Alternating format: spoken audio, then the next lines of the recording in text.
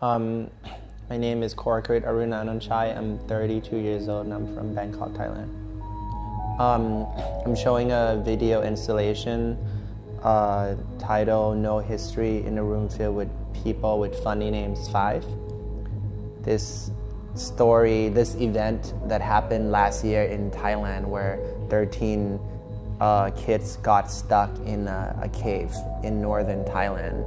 And it was kind of like a global news event. And within this event, many kind of like aspect or kind of like so-called the power players of reality was involved, be there like, you know, like religious leader, Elon Musk, the military of Thailand, the king of Thailand, you know, and different aspects of like reality and the world at least that don't really mix coming together to try and like kind of like claim a part in this story. And that's why I was interested in it.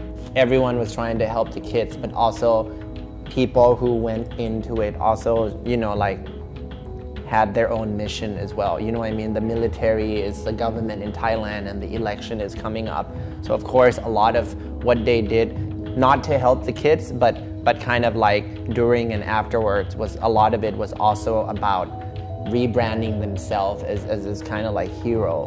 And often these beliefs in spirits in nature, they're stories that are written with a kind of like either propaganda or kind of tools to control people, but also not just control the people, but sometimes they're like tools to kind of to use against bigger power structure. And for example, the unknown or the lack of knowing can also generate a site of power.